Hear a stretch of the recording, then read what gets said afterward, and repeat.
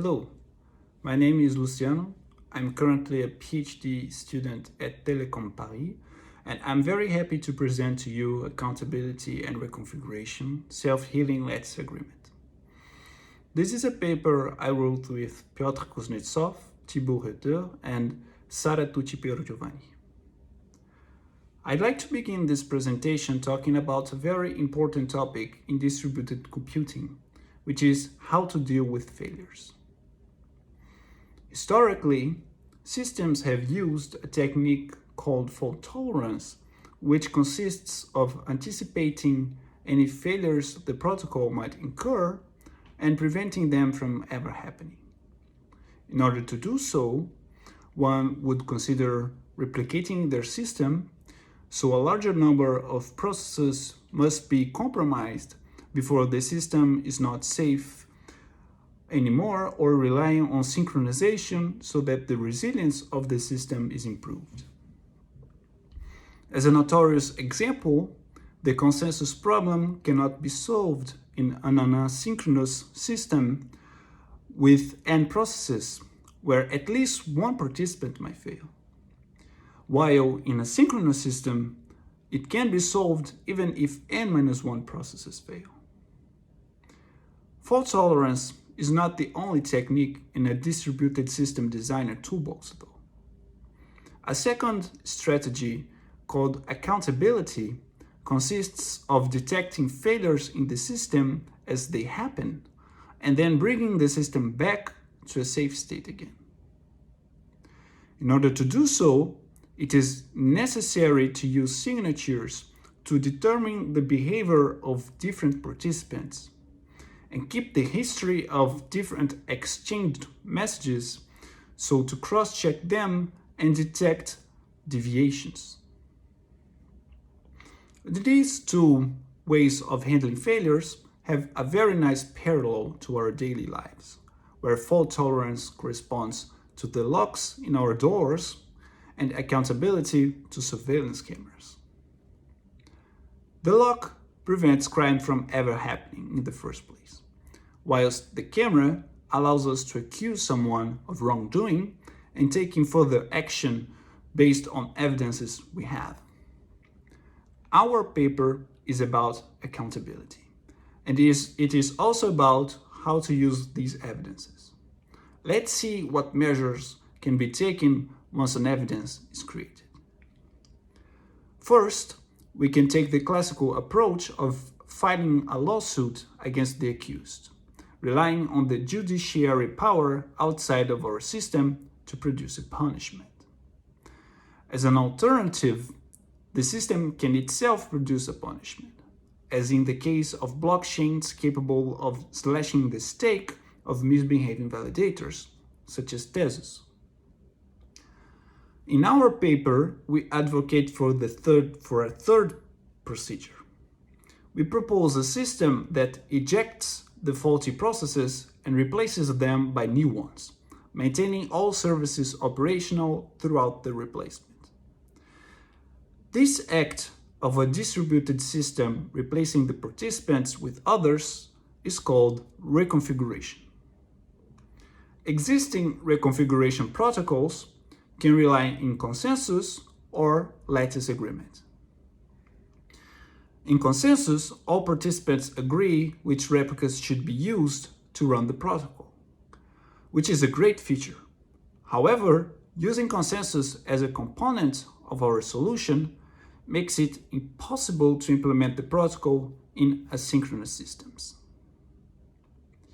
The lattice agreement doesn't have this drawback, and the work done previously by our team shows that reconfiguration can be very naturally expressed in terms of lattices. Set of elements dotted of a partial order.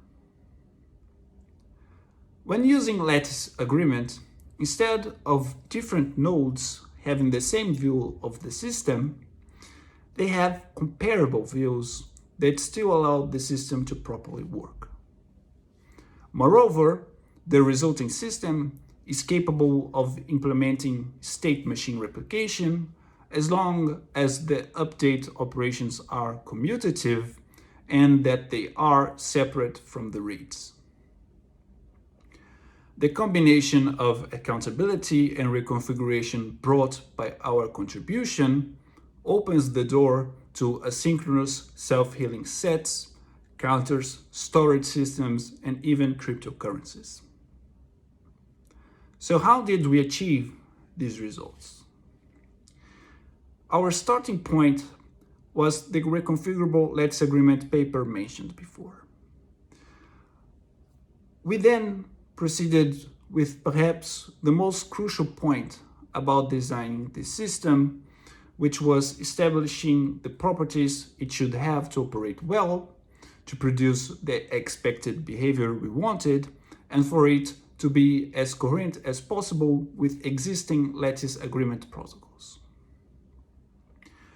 Perhaps the most important of all properties that our system provides, and which was included in our paper, is completeness. Completeness means that if a correct client learns a value that is incomparable with the value learned by another correct client, then they eventually accuse some new replicas. Note that because after every safety violation, the system is brought back to a comparable state among the different clients and replicas, if the Byzantine participants keep deviating from the algorithm, eventually all of them are ejected and no safety violations happen anymore. At this point, we analyzed a crash-tolerant protocol in a system with Byzantine processes to identify possible deviations that would result in safety and liveness losses. We then changed the contents of existing messages, such as acknowledgements and decision messages, so they would contain enough information for the protocol to produce accusations. The messages had then to be properly signed, because the set of replicas maintaining the system changes over time. It was necessary to use a type of signature called forward secure digital signatures. Using this cryptographic primitive, we were able to destroy old signatures as the system progresses and to require signers to update their signatures before serving clients. This way, if any process is low and has a very outdated view of the system, it won't be fooled into using an old configuration. Then we had to define how many replicas should be reached before a value could be learned. In a system which doesn't support reconfiguration, the answer is that you have to require a quorum of some fixed size, like half or a third or 2/3 of the processes to respond, depending on the system model. In our case, this traditional take makes no sense, as different processes have different views of the system.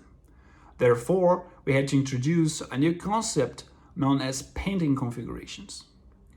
Once a majority is achieved in each of the pending configurations, a value can be safely learned according to the specifications of the problem.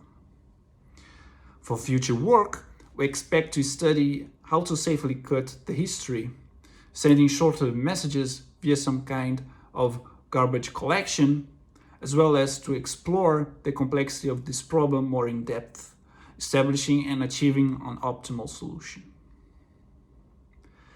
If you have been listening to me up till now, I thank you, and I think it means that you will find our paper most interesting, and I invite you to check our full work publicly available on arXiv and come to talk with us during the conference.